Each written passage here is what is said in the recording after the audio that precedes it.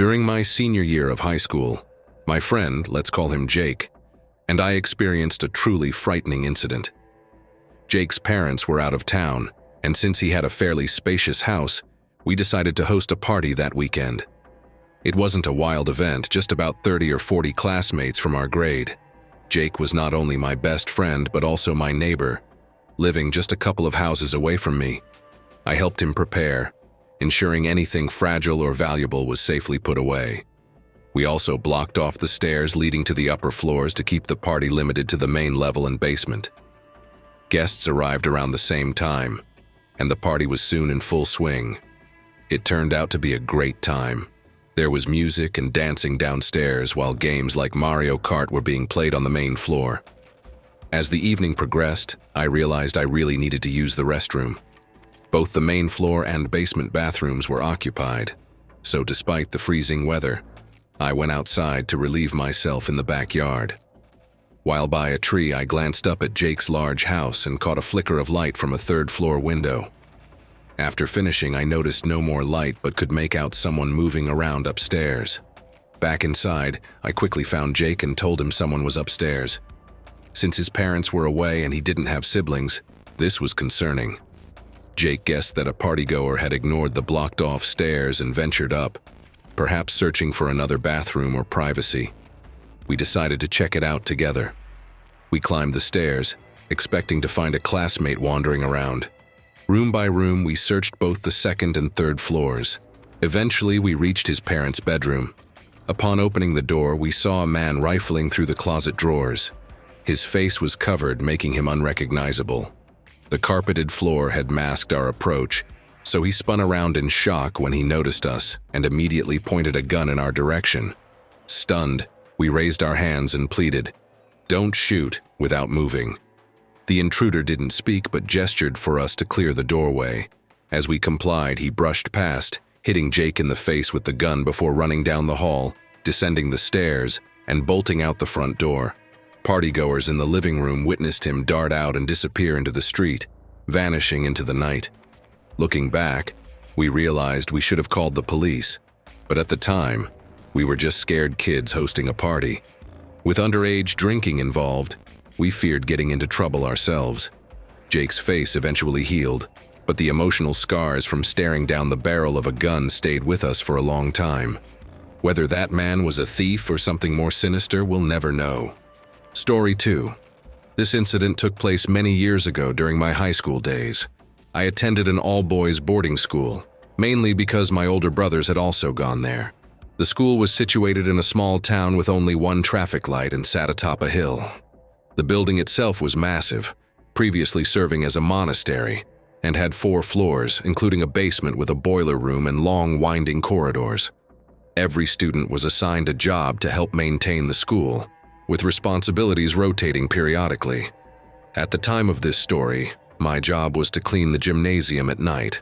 My tasks included sweeping the floors and ensuring the space was prepared for the next day. The gym had 2 levels. The upper floor housed the weightlifting equipment, and from there most of the basketball court on the lower level could be seen. One night, as I entered the gym to start cleaning, I noticed a basketball slowly rolling across the court. I stopped in my tracks, scanning the room for anyone who might have caused it or any open doors, but everything appeared locked and empty. Dismissing it as a fluke or a gust of wind, I prepared to begin sweeping, but the ball continued to roll.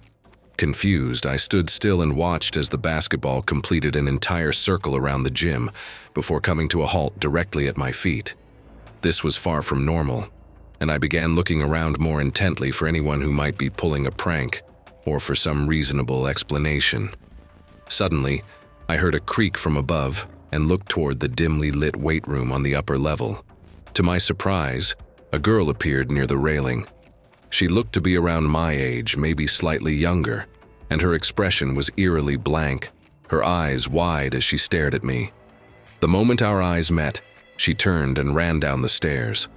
What followed was a blood-curdling scream that echoed through the gym, sending chills through my entire body.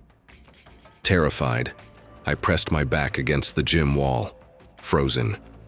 Though I didn't see her descend the stairs, I caught sight of her as she reached the bottom and made a sharp turn, bolting out through the main gym doors.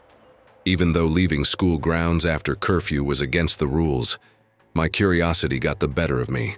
I decided to follow her, stepping out into the night. I climbed some nearby steps that offered a good view of the surrounding area. Just when I thought I'd lost sight of her, I heard another scream, this time from near the road. In the faint moonlight, I spotted her sprinting down the hill along the road leading away from the school. She eventually disappeared into the darkness, leaving me standing there, shaken and bewildered. To this day, I've never experienced anything quite like that night. I still wonder if the girl I saw was a real person or something supernatural. The way the basketball moved felt like it was beyond the realm of normal explanation, yet the girl seemed entirely physical. She opened the gym doors and ran down the hill like any human would.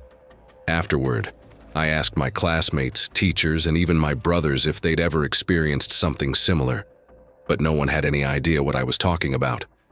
They dismissed my story entirely. Years later, I graduated and moved on, and the school has since been permanently closed. Even now, I occasionally wonder if anyone else ever encountered something similar before the building shut down for good. Story 3. When I was a junior in high school, our school welcomed a foreign exchange student from Romania named Adrian. He stayed with us for about a month. At first, I didn't pay him much attention.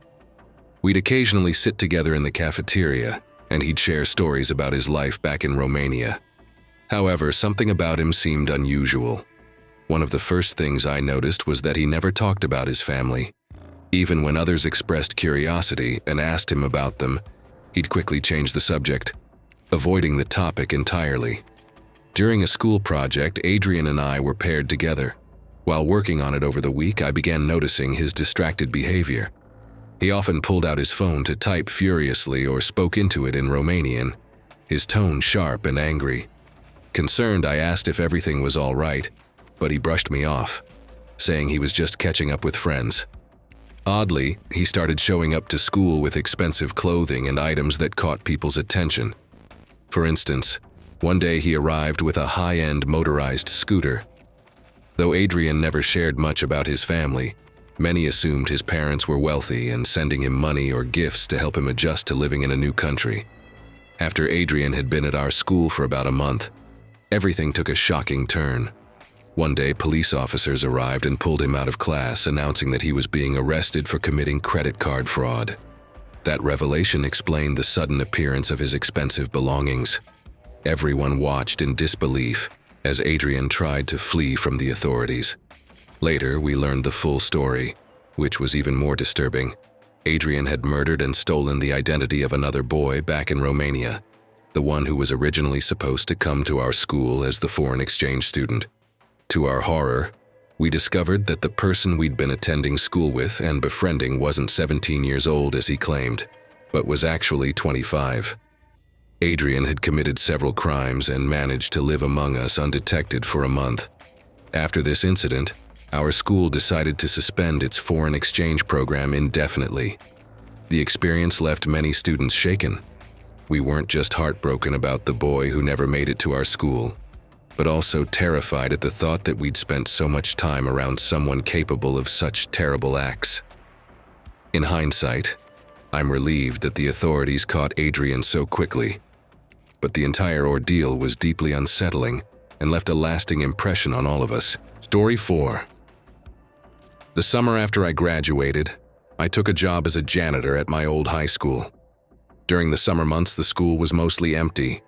Most days, it was just me and a couple of full-time janitors working on various tasks. The other janitors were usually busy with larger summer projects, leaving me to handle smaller jobs on my own. My daily routine involved cleaning lockers and classrooms, getting everything ready for the upcoming school year. One afternoon, near the end of summer, I was working alone, cleaning out lockers. Earlier during our lunch break, the other janitors had mentioned they'd be working in the auditorium for the rest of the day, so I didn't expect to see them again. Since the school's swimming pool was open to the public during the summer, it wasn't unusual for someone to wander into the school by mistake, either looking for the pool or exploring. While I was cleaning, I noticed a man turn the corner and approach me. As he got closer, he asked if he could borrow my set of keys, claiming he needed to unlock a bathroom near the pool. Right away, I thought this was odd. For one, I wasn't about to hand over my keys to a complete stranger. Second, the pool's lifeguard had keys and would have been able to assist him if the bathroom really needed unlocking. Not wanting to come across as rude, I offered to walk with him to the bathroom and unlock it myself, but he refused and insisted that I hand over the keys, promising to return them. When I declined again and suggested he speak to the lifeguard, the man suddenly lunged for my keys, grabbing at the lanyard hanging from my pocket. Startled, I stepped back quickly, but instead of stopping, he started chasing me.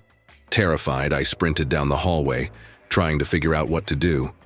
My first thought was to run to the auditorium, where I knew the other janitors would be.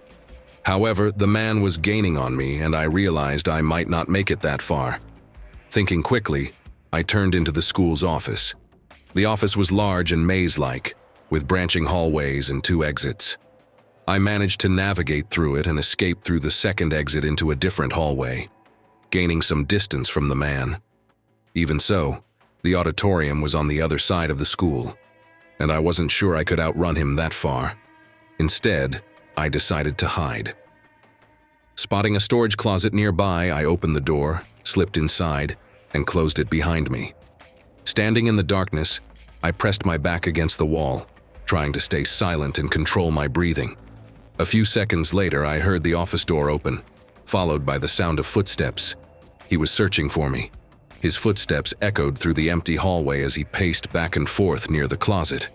I think he was checking classroom windows, trying to see if I had hidden in one of them. After what felt like forever, his footsteps faded, and I heard him jog down the hallway, continuing his search. I decided not to risk heading to the auditorium. Instead, I carefully made my way back into the office and used the landline there to call the police. They arrived shortly after, but by then, the man was gone. Officers searched the school but didn't find him anywhere. With only a couple of weeks left in the summer, I decided to quit the job early and never returned. The whole experience left me shaken, and to this day, I wonder what that man was really after. Story 5. I was in my junior year of high school, just trying to get through classes like everyone else. One afternoon, I received a text from an unknown number. The message simply said, "I see you." Thinking it was a prank from a friend or someone messing with me, I laughed it off and didn't respond.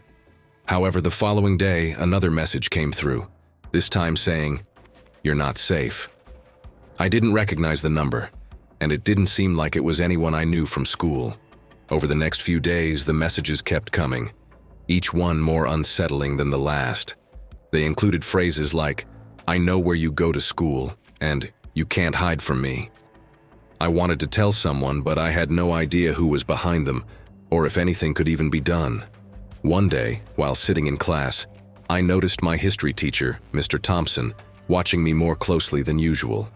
He was a strict teacher, so I assumed I had done something to annoy him and tried to ignore his glances. As the week went on, the messages became even more personal. I started getting texts that said things like, "I saw you in the library," or "You belong to me." The following Monday, I decided it was time to tell someone and spoke to the school guidance counselor about what was happening. That same day, during lunch, I went to the library to read. While sitting there, I had a moment of realization. I noticed Mr. Thompson in the library as well, grading papers. I hadn't initially paid attention to him, but now it felt like he was watching me. Every time I glanced up, I caught him looking in my direction.